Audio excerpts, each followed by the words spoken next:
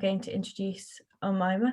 Omayma Cherkaoui, as a freshman student, truly believes that anyone who works on improving their leadership knowledge and skills has the potential to be a competent leader. Throughout her high school years, she has embarked on a long leadership journey to find answers to the difficult questions about leadership she has always wanted to find out. You are bound to leave her workshop inspired by the many skills and tips she will share today. I hope you enjoy. Over to you. Thank you very much to the wonderful admin team. I really would like to wholeheartedly thank you. Welcome everybody to my workshop. I will be screen sharing, so please give me a moment while I do so. 1 second.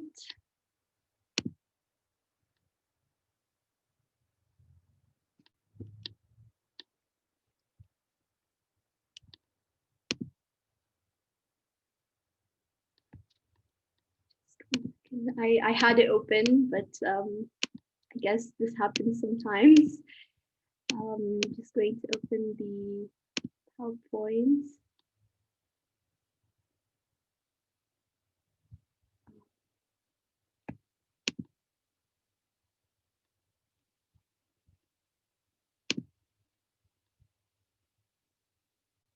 Okay, I guess I have it here, which is great. 1 second. Okay, I think for now everything is fine. Just a second. Okay, so I will begin. Okay, so okay, here we have the PowerPoint. Hi everyone, my name is Omayma Cherkaoui. It's great to have you here in my workshop. It is called The Road Less Traveled, Student Leadership for a Better World. I hope you leave my workshop feeling inspired, more inspired than ever, to be the best leader that you can be. So I'll be going through the presentation agenda. Today I'll be discussing about my leadership journey. I took a lot of risks. I pushed myself to outside of my comfort zone. And so I would really like to share what I learned in hopes that you can also benefit, because people have similar experiences, and I'm sure all of you are participating in extracurricular activities and have acquired many leadership positions. So you are leaders basically, and so we're always looking to be better leaders with more skills. And so yes, my leadership journey. Next, achieving SDG 11. SDG 11, so the SDG regarding more sustainable cities is very important to me. And I think it should also be important to you. So I will be explaining this in my presentation. Next, my experience as head girl. So if you ask me, what was one of your leadership positions where you took a lot of risks and it was fun and something that pushed you to become a better person and a better leader, I would answer being head girl of my school in my last year of high school, which was last year. So I will be going more into that as well. Model United Nations is very important if you want to enhance your leadership skills. There are skills that Model United Nations teaches, but we need to pay attention to these skills and how we can use them more, and not just in the conference room. Next, how you can be a better leader and have a more fulfilling leadership journey. As much as this presentation is about my experiences and what I can hopefully teach, I guess, this presentation is about you and how we can help each other to have a more fulfilling journey. So this is the presentation agenda. Next. Okay, so how did it all start? How did I have this idea of taking these leadership positions all along the years? And I'll be showing these leadership positions. So when I was young, so I'm going to go way back. And obviously, probably you didn't meet me when I was very young. And so I just want to give an introduction. I was a naturally ambitious and curious person. So if I could do more, I would certainly do more. No question, no doubt. If there was something, an activity that I liked or something that, or a competition, I would go for it. So I had this ability, I guess, to just go for more. And so this has influenced me along the years, positively and a bit negatively, because sometimes when you go for more and you disregard like all the other things you have to do and perhaps self-care, um, then you have to figure it out, a way to not stay in that position. But overall, I was naturally ambitious and I still am, and curious. Always wanted to read. If I didn't understand something, I would go to the teacher and ask maybe like 5 times what it was, even if I still didn't understand what it was, and I would research. So my curiosity also led me to ask, if I take this leadership position, I can learn more. I'm going to meet new people. And so it always took me to places which were nice. And so, yes, I was not naturally curious and inspired by the leaders I read about online. So, the fact that I'm Generation Z really did influence me. We had phones, we had Facebook, we had, again, later, when I was 13 years old, but we had internet basically. And so I would read the news and see all these wonderful leaders and what they're doing and how they're helping people. And I always ask myself, why not me? Like, if this person could do it, why not? Like, I can figure out something, I can create a plan. And so that question is what made me really take risks and take these leadership positions that were offered to me, or some that I applied for, and there was a process to go through. And I daydreamed too much. So I wouldn't say that's a necessarily good thing, but I was a dreamer. Wherever I was, I would be dreaming about the future. How would my life look like in 5 years? How would my life look like in 10 years? And so at one point, I realized dreaming without action is just like wishing. You're not actually working towards it. And so with little action, I didn't reach anywhere. And so I was like, I needed to change something. I can't have all these dreams yet not work towards them. My leadership journey is in three categories. You can put them into three categories: school leadership, MUN leadership, online leadership. School leadership, I was the head girl of my school, as I previously mentioned, and that was great. Before then, I was a student council member, and so it really did open my eyes, because had I not been a student council member, I would have not known how to be an effective head girl. And I look back and I say, there were trials, but it was totally worth it. So you always need experience in order to become an effective leader. And as youth, we can always try to acquire this experience. Next, MUN leadership. So I served as the vice president and then later on president of my Model United Nations Club, of my school, of course. And before then, I was communication officer. Again, this is where the ambition kicks in, always wanting more, but for a good cause, not more just for the sake of more. So this really did teach me the power of mentorship, the fact that you give time for people, for other students, and really helping them out with resolutions and opening statements, and all of this really did teach me a lot of lessons. And last but not least, online leadership.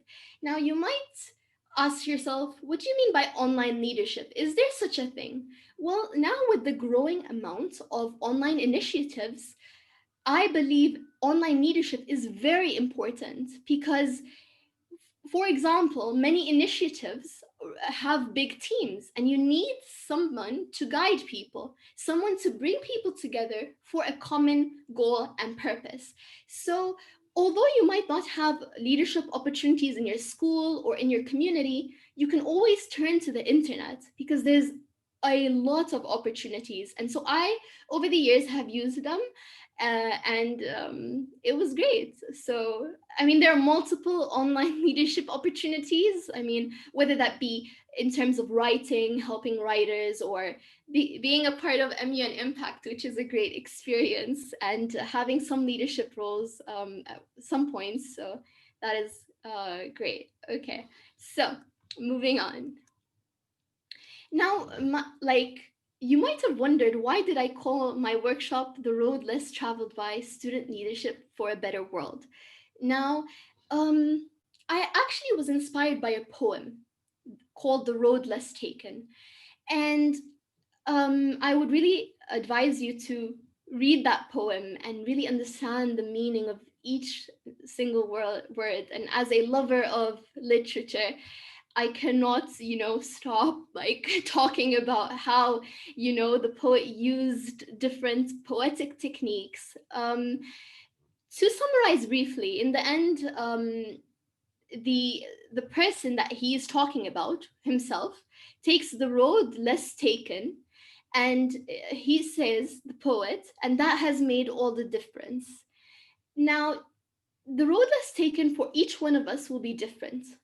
It doesn't necessarily mean that because, for example, in your community, a lot of people went to medical school, so graduated high school and then entered medical school. And for example, like, let's say you took that route. It doesn't mean you did not take the road less traveled by.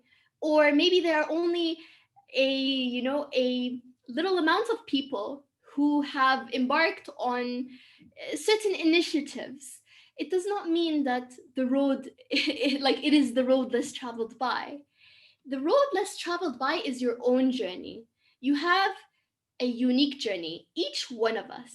And the road less traveled by could be that when you push yourself, like push yourself out of your comfort zone, you are taking the road less traveled by. So, for example, you were going to enter a competition last year, but then you had doubts. No, I can't do it. There are going to be people better than me. But then you said, okay, well, what am I going to do? And you didn't enter that competition. But this year, when you entered a competition and you said, no, actually, I'm going to work for this. Actually, I am worthy and I can do this. And if there are people better than me, I'm going to study like material. I'm going to ask for help, for advice in order, let's say, to win this competition, or even being a participant is okay, is fine. But the thing is, it's the road less traveled by for you. And so I view leadership like this. Um, you have sometimes a lot of decisions to make. And so the road less traveled by that will make all the difference is the one that will bring you fulfillment, and the one where you feel you have achieved something. And it could be small, it could be big, whatever. So I really highly advise that you go and read this poem. Maybe you know it already, so then that is a bonus. Again, I did mention it's a different meaning. Now, personally, I like to view life through a creative lens, as you kind of already noticed with the English literature. But I feel like you can live a really good life by like taking the opportunities that are offered to you and really learning from them, wisdom. And even maybe you didn't take those opportunities, but you can always learn from others, because everybody experiences a different life. So I would highly advise that you just go for the road less traveled by, but on your own terms and your definition. So why should we focus on SDG 11? Well, a statistic by the United Nations states that 68% of the world population is projected to live in urban areas by 2050. 68%. That's a lot. and there aren't that many cities. And if there are many cities, then there aren't as many resources as there are people, because resources are finite and they do finish. And again, equal distribution of money is also a problem that is not being solved as fast as we want it. So some issues that I have on this slide are climate change.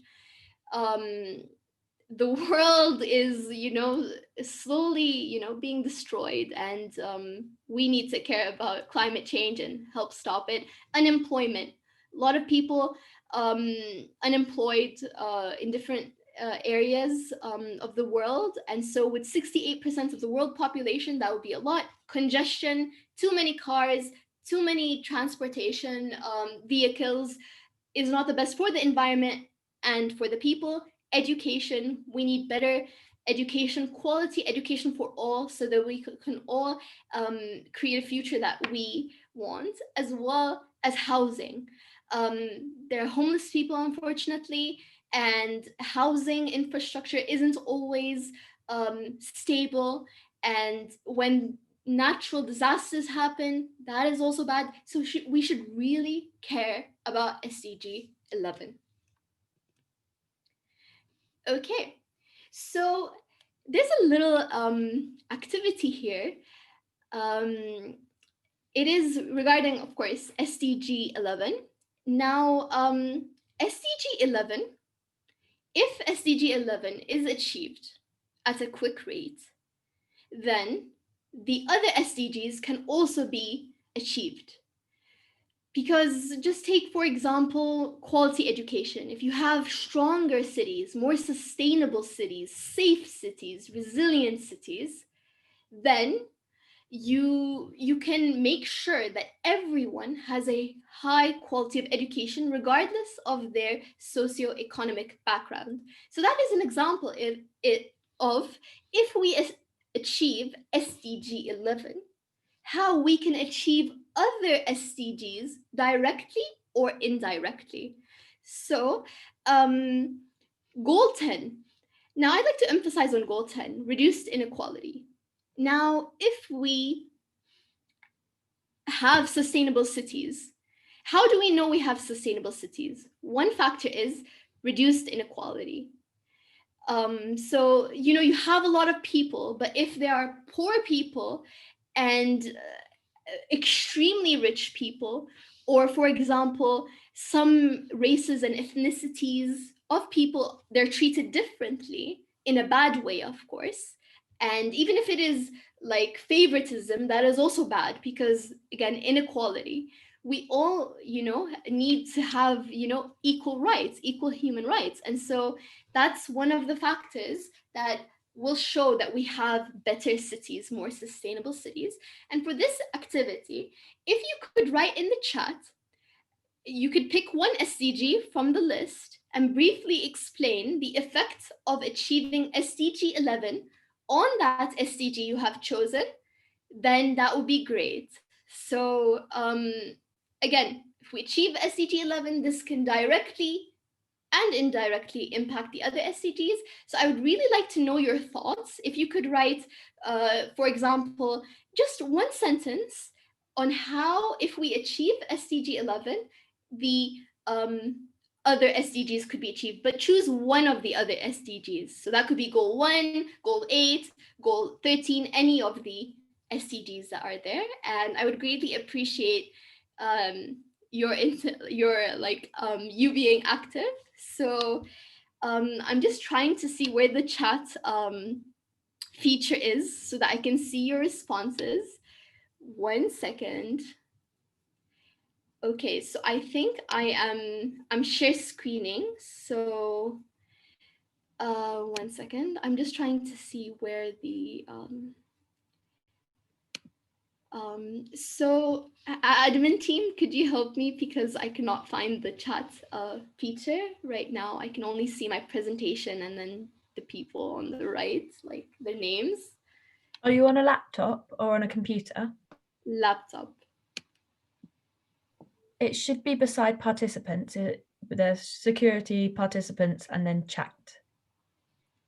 Okay, because right now I see participant names, and then new share, and then pause share, and then annotate, and then security, and then stop video, and then mute. So maybe if I stop sharing, but that would be an issue as people would have to, look at the list. Okay, so perhaps I could ask if you could take a look at the list on the right and just if you could memorize. Of course, if you know the SDGs, that's great. But if you have a particular one you're looking for, then please do look at it right now so that I can stop share screening, and then I could, we could talk about it. Like, I could comment on your answers, I guess. So I'm just going to give like, I guess, another like 3 seconds. Hopefully, the SDGs are very important, and so if you know all of them, that's great. But if not, just quickly look right now, and then we can proceed. And if you're already writing comments, that's great. But I currently cannot see them, so I will stop sharing in few seconds.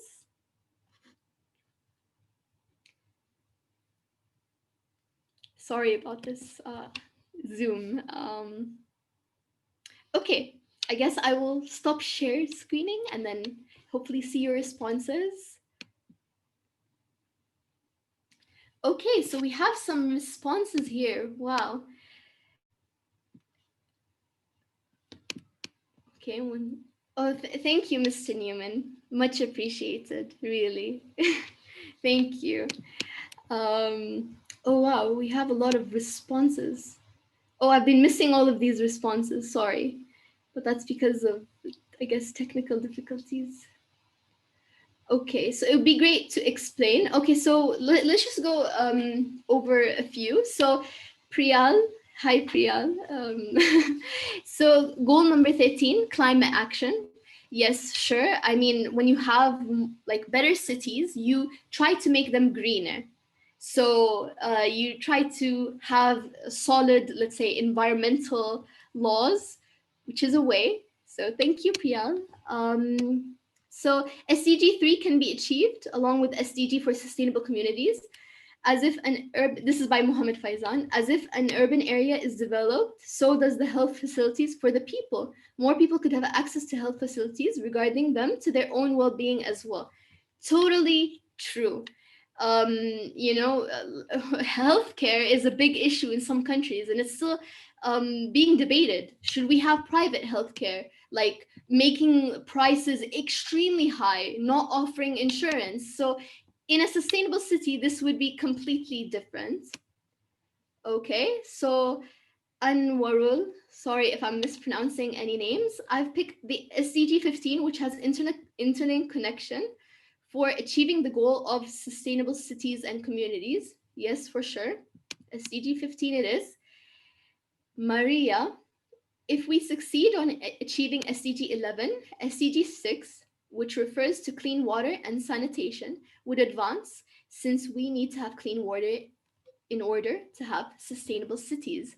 Yes, for sure. I mean, we are still at a time where there isn't enough water in rural areas and people have to walk so long to get water. And if we put this in an urban setting, it would be sometimes, water isn't clean and there's a water crisis. Yes, for sure. Thank you, Maria.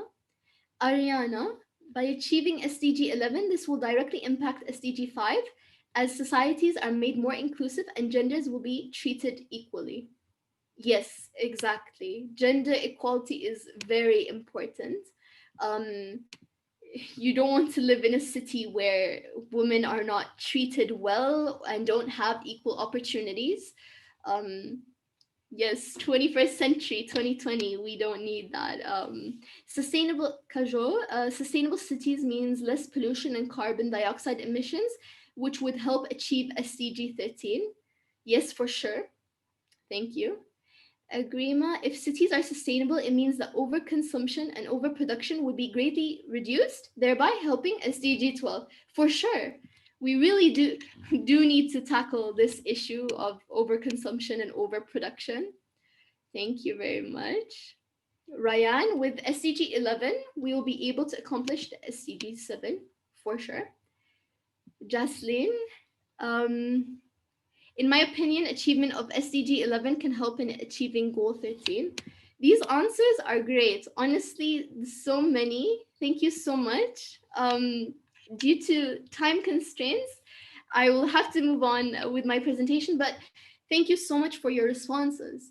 If we can focus on SDG 11 and put it as a priority, we can see that all of these SDGs can be achieved. And again, leadership is very important. In a city, you have different sectors, and you need competent leaders, ethical leaders, emotionally intelligent leaders in order to have thriving cities. So, let us move on. Thank you very much. I'm so sorry for the people I could not, read your answers. I'm pretty sure they were amazing, no doubt, but due to time constraints, unfortunately, we won't be able to entertain that. Okay, so next, to advance the progress of Sustainable Development Goal 11, again, we need competent and emotionally intelligent leaders. I mentioned that before. These are two important things. Whether you become a mayor, whether you are, let's say, the president of a group, association, whether you are a community leader, whether you are a school principal, any leadership position, we need like leaders that are competent and leaders who understand people. Because I feel like nowadays there are some leaders who don't really care. Like they get the job done and that's it. Anything, if you have anything to say, they're not interested. And I feel like that's a very bad approach, because at the end of the day, you really need to also be empathetic. Empathy is a very important quality. So there are multiple leadership opportunities that you can take advantage of, that you can show your leadership skills. School club, MUN conferences, online initiatives. For example, in your school, let's say you want to start a club, a school club. Why don't you link your club to one of the SDGs, for example, or just have something that does good for people instead of, for example, oh, we're just chilling kind of club, because there are those, it is a club for a purpose and then it becomes just chilling. Chilling is good, but again, we want to achieve the SDGs in 10 years, in 10 years time. So let's take for like an example, digital marketing club. You are interested in digital marketing, you love it, you love how companies promote products, you love art. Why don't you start a digital marketing club, but for the SDGs? So for example, you can promote local community causes or products, local community products, for example, fair trade products. There's so many opportunities that you can take, and always trying to link it to good, to the other SDGs is fantastic. MUN conferences. How many times do you go to an MUN conference? You meet delegates, they're great, everything is fine, you lobby, write resolutions, you go up to the podium, you make your passionate speeches, and you just, you really enjoy the experience. Of course, taking into consideration it is also an educational experience. But how many times do you not contact these people anymore? Your group, delegate of Mexico, delegate of Spain, delegate of Russia. Like in the conference, you connected like 3 days. It was amazing. But you never hear of them again until the next conference. And I feel like that is a wasted opportunity. Why don't you, for example, host community events and invite your MUN friends? I think that would be an awesome idea, because network is also important. If you want to go fast, go alone, like that proverb. But if you want to go far, go together. And these people are like-minded individuals who also want to achieve good for the world. So that's another idea. Online initiatives. You love writing. Why don't you, for example, become an editor-in-chief of a organization, or create your own writing organization and bring positive change? use your hobbies, talents, your skills. Those are really going to help you. So please do take this in mind if you're asking right now, okay, so what leadership opportunities can I take advantage of? There's nothing right now. COVID-19 and everything. Online initiatives will hopefully solve this issue. You look for the opportunities, and if you can't find opportunities, create them. I think that's a very good way to find those opportunities eventually. Next, so I was head girl, and we organized several events. I had a team of head boy, deputy head girl, deputy head boy, but I had a larger team. That was 35 plus people. It was probably like 40, 45. And most of the work was done, I guess the organization of the work was done by the head boy and myself. And it isn't easy. People have different ideas of doing things, people have different visions of how the event should go.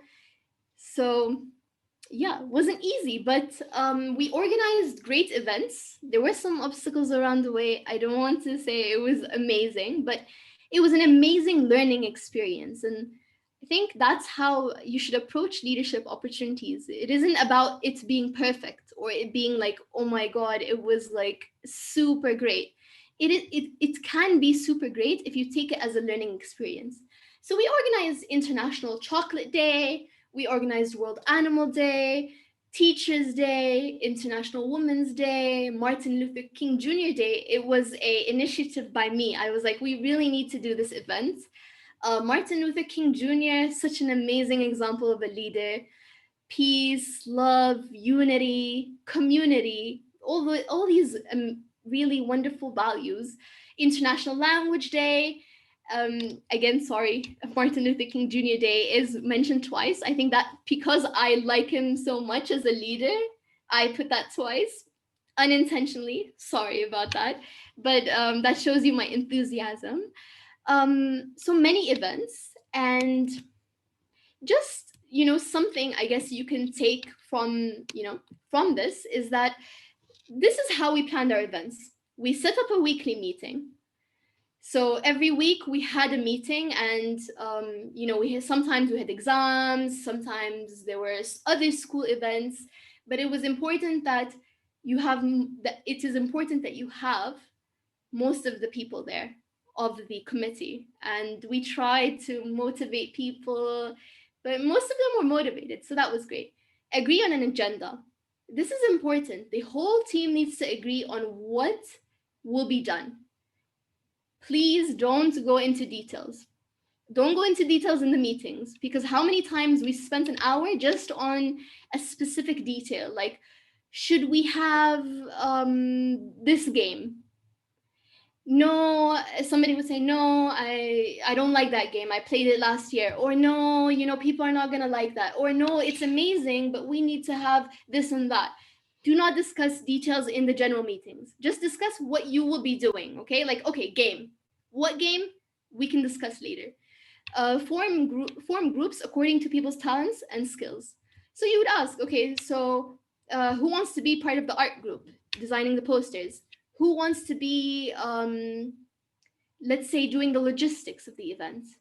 And people will volunteer, will happily volunteer, and because it is something they're good at and something they love. So allow people to choose their teams, but it is a good strategy, because when people choose, it's not like forced or anything. Agree on the details on the WhatsApp group. So once you form those groups, then you should agree on the details according to what we did.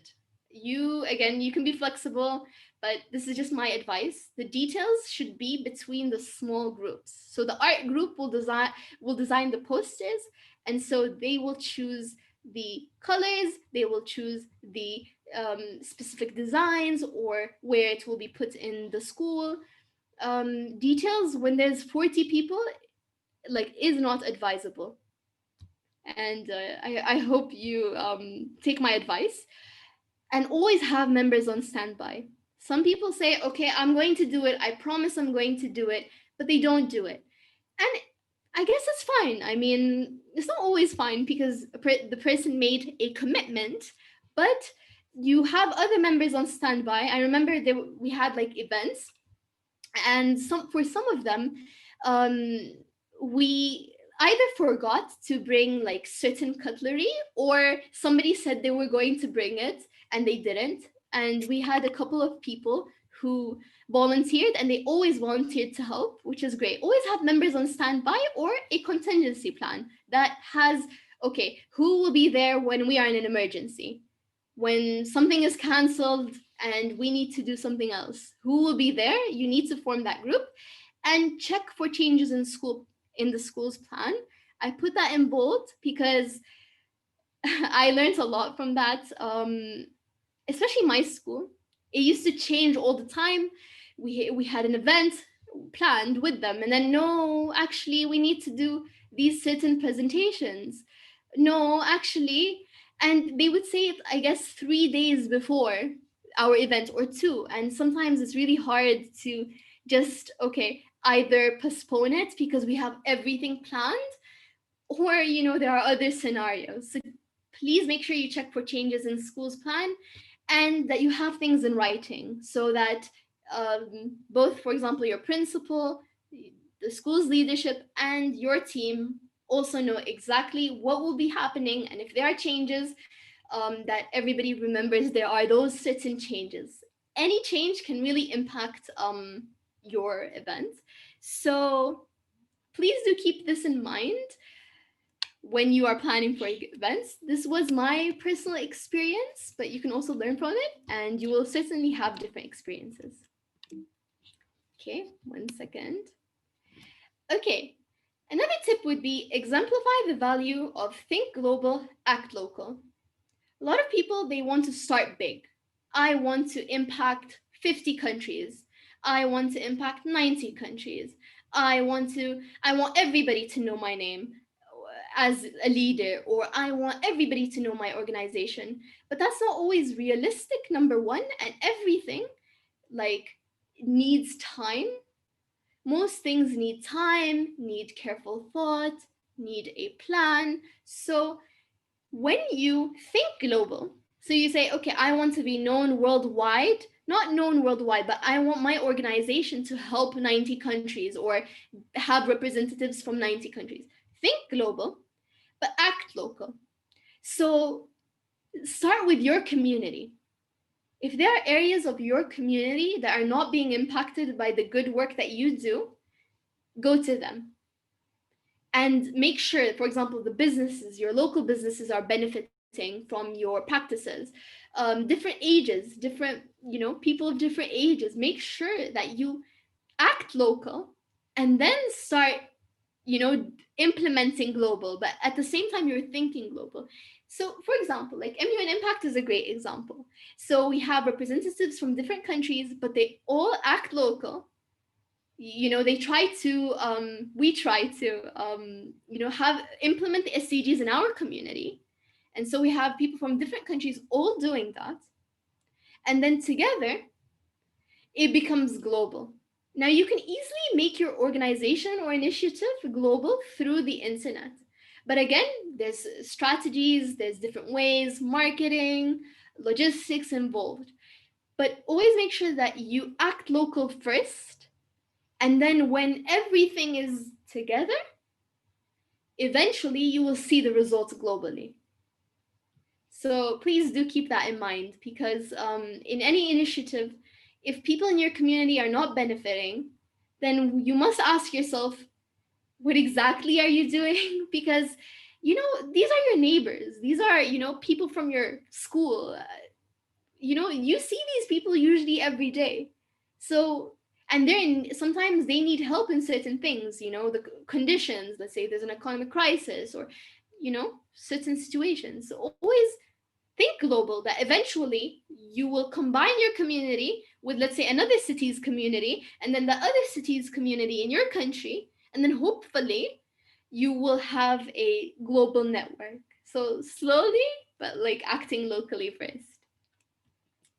Okay, so your leadership journey is very important, and I did state that this is about you.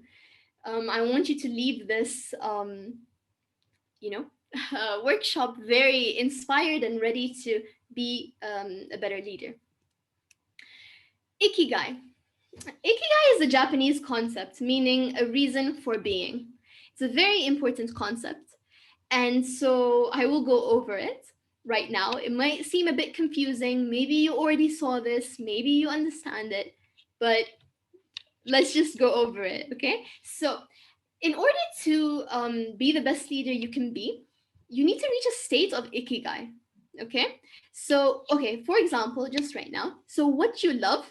Now, if you have what you love, so you are doing what you love, and you are doing what you are good at. So, what you love and what you are good at, that's passion, okay? You know, you do this, you know, occasionally, it's great, but it's still your passion. But if you're doing passion, if you have passion and you are between passion and profession, that is what you are good at. Okay, so just look at the Venn diagrams and see the in between. Those are what matters. So this is what you are good at. Okay, if you are between passion and profession, so you're only doing your passion, you don't have a profession yet, but you're in the in between. So what you're good at, basically. Okay, then again, you are not really you are just doing what you are good at, if you know what I mean. It's what you love. Okay, so passion is, sorry if I'm going a bit too quickly, so passion is what you love, and what you are good at, it's between that. What you are good at and what you can be paid for is your profession. So you're good at something and you're being paid for it, so that's your profession. Okay, let's just focus on the middle ones, right? If you are this will all make sense at the end, I promise. So if you are between profession and vocation, so you are doing let's say, you know, you are between profession and vocation, you are doing what you can be paid for. Okay, so basically, you know, okay, sorry, what you are good at and what you can be paid for is your profession, right? And again, moving on, you have, if you are like what you are being paid for, and between, let's say, like what the world needs, you are doing your vocation. Okay, this might seem a bit confusing, but you will get there. Okay, and then you have mission, and then you have vocation, and that's what the world needs. Okay, so you might be wondering, okay, Omayma, what are you going at? Like, I understand that, you know, you are in different places, okay, different states. But what it means is that in order to reach Ikigai, like a reason for being, you will have to reach, you will have to have all of these: passion, profession, vocation, and mission. So you need, like, if you can find what you are good at, what you love, what you can be paid for, and what the world needs, you can reach ikigai, your purpose. Like, why are you here? Like, I mean, of course you know why you're here, but like, what is your calling, basically? That's your ikigai. Okay, so in terms of like um strengths, we always say, I am bad at this, I should improve on this, and several things. Okay, maybe weaknesses. But you don't look at strengths. Sometimes you don't say, how can I enhance specific strengths? So the VI test is a free test, and it was made by the VIA Institute, um, also called VI sometimes, like the test and everything. It was made by psychologists and researchers who wanted to find, you know, how people can improve their lives. And so there are many strengths, but once you figure out your top 5 strengths, you might know them, but if you want to double check, you can take this test. You can enhance them. So if you're, let's say, curiosity is your number 1 strength, then knowledge is going to help you a lot. You can be a leader in the, you know, academic field, or in your studies, if you know what I mean. Capitalize on your strengths. That's what's important. So, Model United Nations is a big part of of your leadership journey, if you are a delegate or chair or a conference organizer. And okay, there are some pictures of me there, a very enthusiastic person about MUN.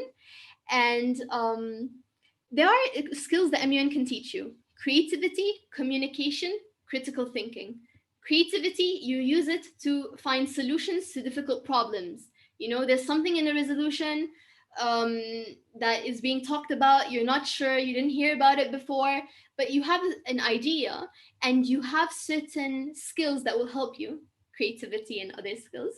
And so enhance this more by really finding ways to be more creative. So whether that be drawing, whether that be spoken word, like once you enhance these skills, it will help you in your leadership journey. Next is communication. You talk to delegates, you talk to chairs, you talk to conference organizers. But why don't you enhance your communication skills a bit more? Maybe take more public speaking courses, or maybe study a bit more about communication, because it is a very in-depth field. And once you know how to communicate better with people, in like, let's say if you are under pressure or in crisis situations, for example, this will really help you in your leadership journey. Critical thinking, again, MUN is all about critical thinking. But in order to enhance critical thinking, try to find problem solving challenges online, or really look for things that are difficult, and if you want to solve them, it would be a like great idea to do so. So these are skills that once you can improve in your daily life, it will also help you in your leadership journey. Critical thinking in your leadership means that if there are several plans, you know exactly which ones could work right off the bat. Like, you read the proposals and you're going to say, okay, well, this one's good because of these reasons. Please let me know what you think, etc. So this is a brief quote by Simon Sinek. Infinite minded leaders understand that best is not a permanent state.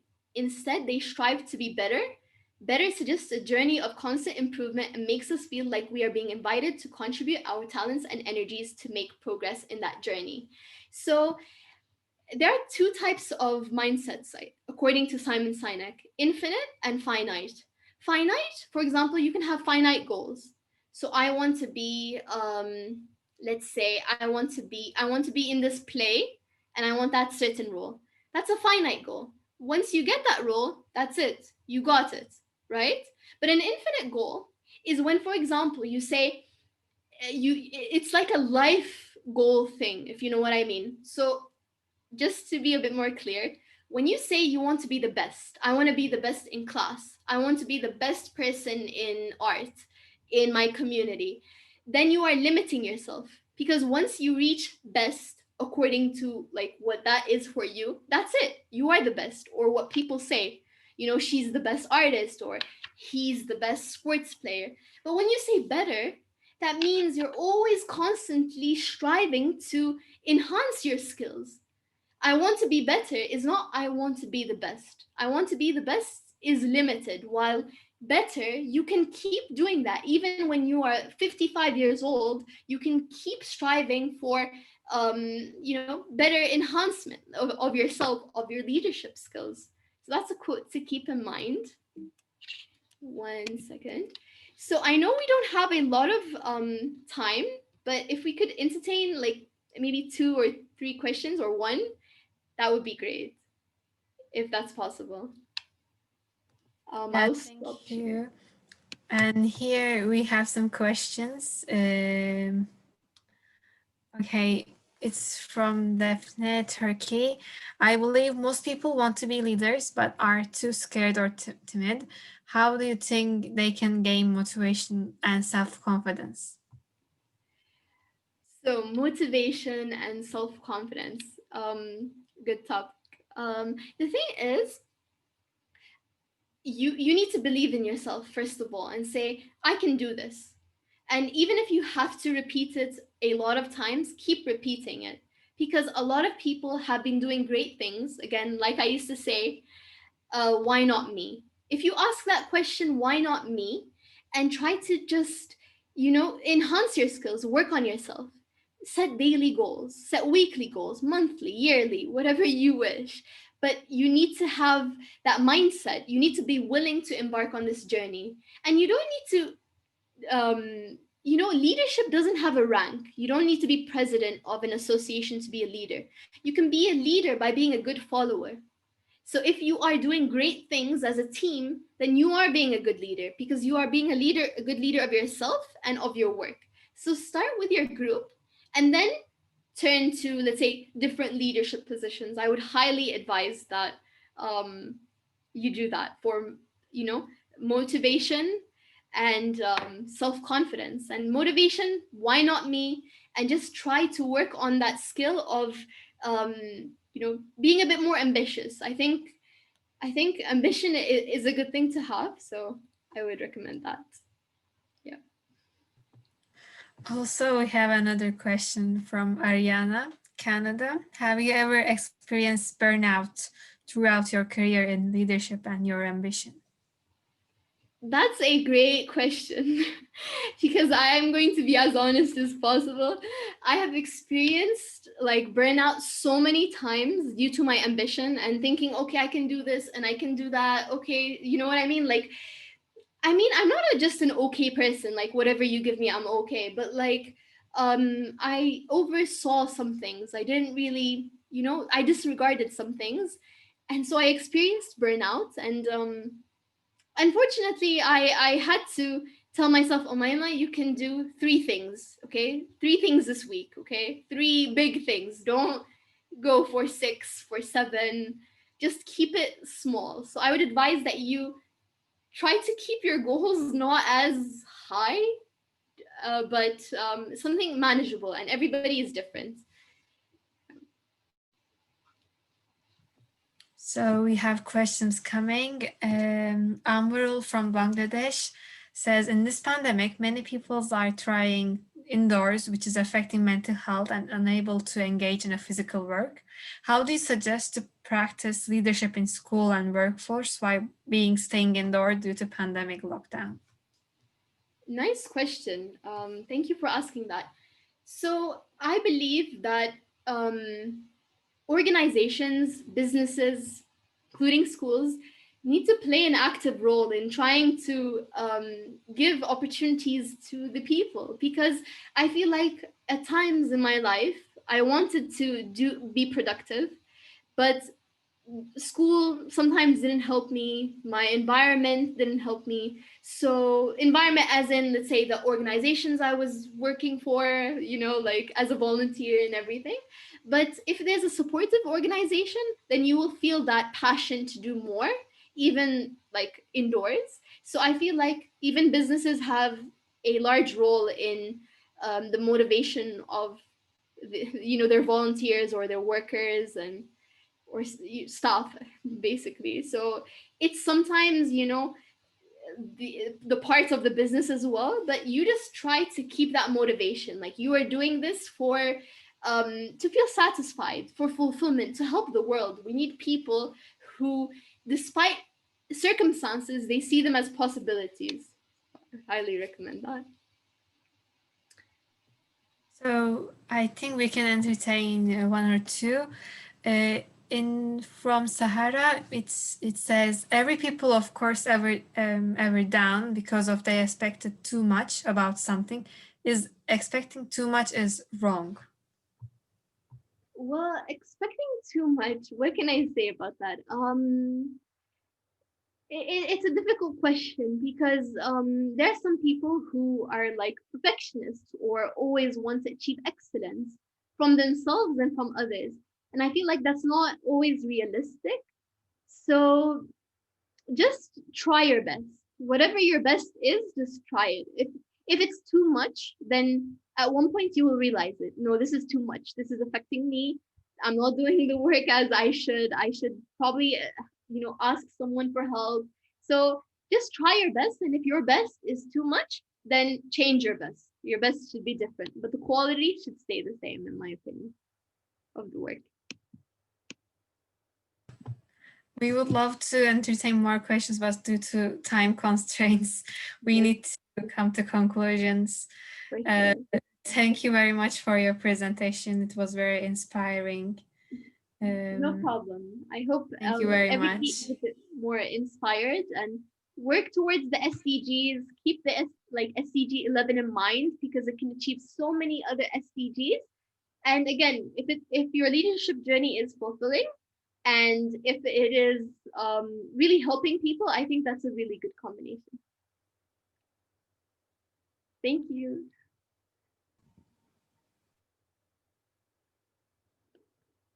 Thank you, Mr. Cody. Okay.